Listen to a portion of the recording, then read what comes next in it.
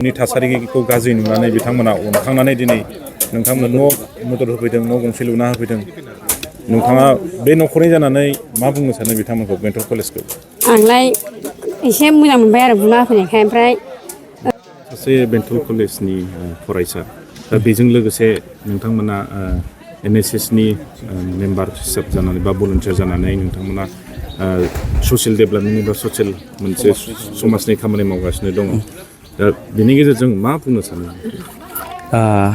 हामबायसै आदामोनखौ हामबाय होनदों दिनै आदामोननि निउसखौहाय बिराद गोजोननाय मोन्दों जे जोङो फरायसा हिसाबै स्टुडेन्ट लाइफआव जों दिनैहाय बेबायदि मोनसे समाजनि बा मोनसे ओनसोलनि बे जेनेबा जौगानाय बेबायदि खामानिखौ जों मावफानो मोननानै जों स्टुडेन्ट लाइफआवनो बिराद हामबाय होनो बावैसो बुंनानै थांनाय जोंनि सार डक्टर एनस नार्जारि बिथाङा जोंनि NSS नि प्रग्राम अफिसार बिथांनि दैदेननायावनो जोङो दिनैहाय मावफागासिनो दङ जोङो थांनाय 2023 बेयावनो जोङो कलेजावहाय जइन जादोंमोन जइन जानाय लोगो लोगो जों NSS आव जइन जादों जोङो बेबायदि खाबुखौ सारा जोंनो होनायनि थाखाय हामबाय होनो दा बेखौनो बुंनो सानो जे दिनै जोङो नैबे न'खौ लुफैबाय जोंनि गोबां लोगोफ्राबो दिनै मावगासिनो दङ दा बे न'खरा आं स्टुडेन्ट हिसाबै बेखौनो बुंनो सानबाय बे न'खरा ओरैबायदि गोदोनाय बे गोदोनाया मानि थाखाय जादों होनोब्ला आं बेखौसो बुंनो हास्थायदों दिनैहाय जोंनि गोबां बिमा बिफाफ्रा दिनै बे जौजोंहाय दिनै नारसिनजानानै दङ दा जौनि नारसिनजानायनि गेजेरजोंनो दिनै बे न'खराबो बेबायदि गाहायाव थांनो गोनां जादों बिराद अनखांनाय मोन्दों सानै फंबाय आरो बिनानावफोर दङ दा फंबाय आरो बिनानावनि उनखौ नाहरनानै जे जोङो ग्रुपावहाय सावरायनानैहाय थाबैनो बेखौहाय जोङो इमिडियेटलि जोङो खामानिखौ मावना हैनांगौ आरो नै बोथोरा अखानि बोथोर फैगासिनो दङ होननानै जोङो सारमोनजों सावरायनानैहाय जोंनि टिमावनो सावरायनानै जों बे खामानिखौ लानाय जादों आरो दा बेखौ मावनो मोननानै बिराद गोजोननाय मोन्दों बेल' नङा जोङो गोबां मावबाय दिनै जोंहा सार दहायनो बुंलांखाबाय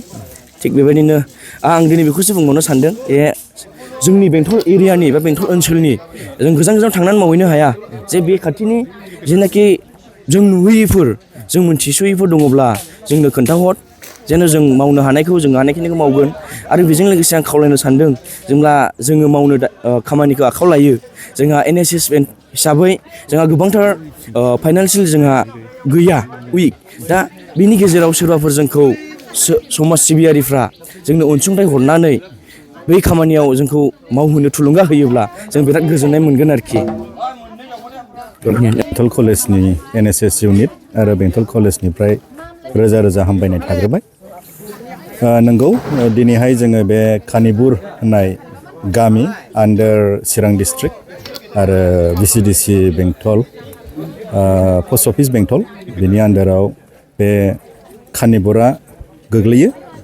दा जोङो NSS इउनिट जोंनि प्रग्राम कअर्डिनेटर डक्टर एनस नार्जारि बिथांनि गेजेरजों जोङो बोसोरफ्रोमबो बयनिख्रुइबो गोरिबसिन न'खर जाय न'खरफ्रा अनसुंथाइ मोननायाव जोबोद गोनांथि आरो न'खराव बिसि फिसा आरो गथ' गथाय फरायफुनाय गोनां बेफोरबायदि न'खरखौ जोङो नोजोर बोनानै हाजासे गोसो होनानै गोरिब न'खरफोरनि थाखाय जोङो NSS नि थ्रुयै गंसे गंसे न'खौहाय जोङो जेब्लायबो थांखि लायो आरो लुफुंनानै होयो आरो बे थांखि लानाया दानिल' नंला गोबाव समनिफ्रायनो जोङो NSS नि गेजेरजों बयनिख्रुइबो गोरिबसिन न'खरफोरखौ जोङो न' लुखांनानै होनाय जायो दिनै जे नोंथांमोना नैबे न' लुनानै बेसेबां माबायदि स्टाइलनि बानायनाय जादों बेखौ जोङो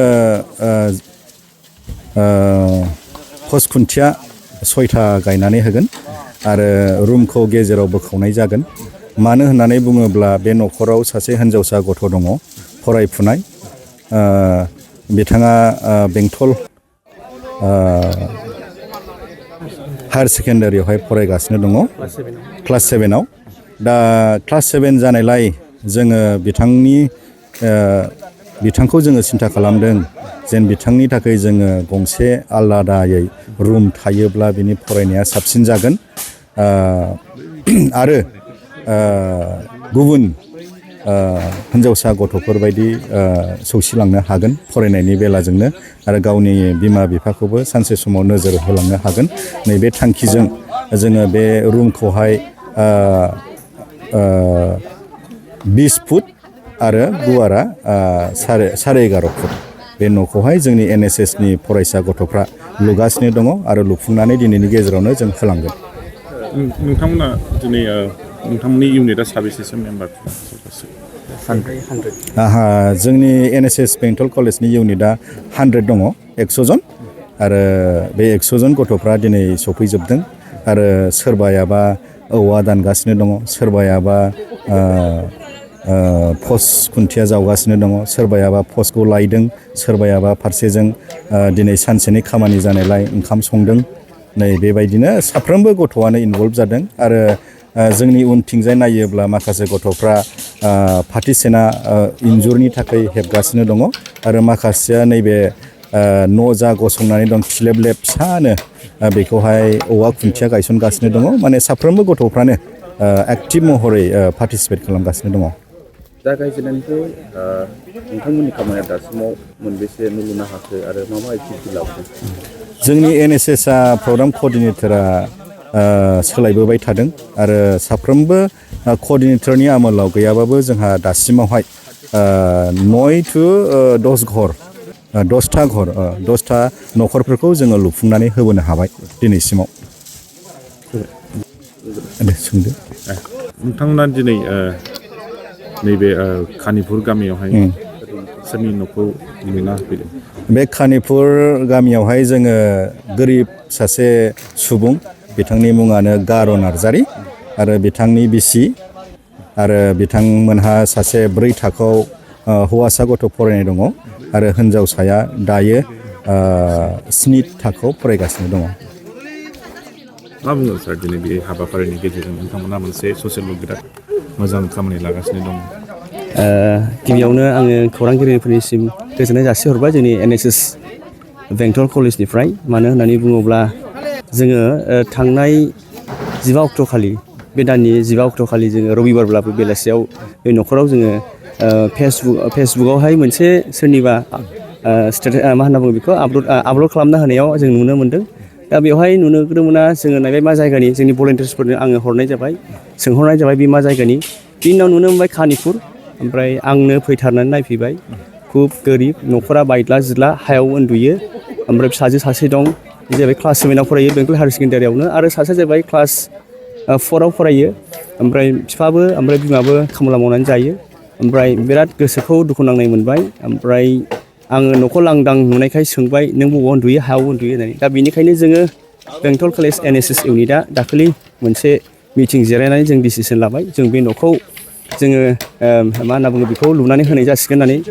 एक्सुवेलि जोङो हाउस रिपेयारिंसो खालामनाय जादोंमोन दिनैनि प्रग्रामखौ, नाथायबा बियो निउलि कनस्ट्राक्सन जासिगोन। बेहाय जोंहा IQCनि कअर्डिनेटर बिथाङा फैनानै हथादैनो 6टा पस्ट दान होफैबाय, सिमेन्ट पस्ट। बेनिखायनो आङो बिथांनिसिम जोबोद साबायखर बावबाय। बेजों लोगोसे बे जाहैबाय जोंनि थांखियानो जाहैबाय, जों NSSनि थांखिया जाहैबाय नट मी बाट इउ होननाय। बेजों लोगोसे जोङो जोंनि हाबाफारिखौ जोङो दिनै मावफैदों। बेजों लोगोसे जोङो मोनसे जोबोद खुसि मोनदों, दिनै बे गोरिब न'खरावबो जेनेबा स्टुडेन्टफोर दङ, उन्दै फरायनाय, बिसोर सानसे बेलासे फरायलांनानै गिदिर मानसि जायोब्ला बिसोरो जोबोद गोजोननाय मोनगोन। दा बेनिखायनो बिसोरबो जेन' राहा मोन्थों होननानै जोङो बे न'खराव फैनानै दिनैनि बे न' लुनानै होफिननाय हाबाफारिखौ जोङो लानाय जादों आरो जों जोबोद गोजोननाय मोन्दों। NSSनि भलेन्टियारा जोंहा बेंटल कलेजाव गासै 100 जन दङ आरो बे 100 जन फरायसाफ्रा दिनै गासिबो फैजोबदों, गाव गावनि हाबाफारिखौ नागारनानै दिनैनि बे न' लुफुंनाय हाबाफारियाव दिनै बाहागो लाफैदों। बेनिखायनो आं NSSनि भलेन्टियार्सफोरखौबो, बेंटल कलेजनि साफ्रोमखौबो आङो हामबाय होनदों। आरो बेजों लोगोसे जोंनि खाथियावनो दंफैयो जोंहा भाइस प्रिन्सिपाल बिथाङाबो जोंजों लोगोसे दंफायो। दा गासैयावबो दिनैहाय बे न' लुफुंनायाव आङो जोबोद गोजोननाय मोन्दों। बेजों लोगोसे आं गोसोखांनो गोसो जाबावदों, जोंनि लोगो सासे सरन कुमार ब्रह्म, बिथाङा जोंना बे न' गैजायैखौ नुनानै थिं बान मोनसेनि दाम हरदों। आरो बेजों लोगोसे फिल'सफि डिपार्टमेन्टनि सारखुबै बायफि HOD बिथाङाबो जोंनो 3,500 दान हरदों। आरो बेजों लोगोसे BN इन्टारप्राइज बिथाङा, आङो स्टेटासाव होनाय लोगो लोगो मा न' बेलाय होननाय लोगो लोगो बिथाङाबो 10,000 दान हरदों। दा जों बे गासैखौ होनानै जों दा बाहाय सकि, टेबोल, सियार गैयैलाय, ओमफ्राय बाखस गैयैलाय, जों बेखौ गासिबो मोनसे मोनसे जोङो बायनानै होफैगोन। हामबायसै, गोजोन्थों।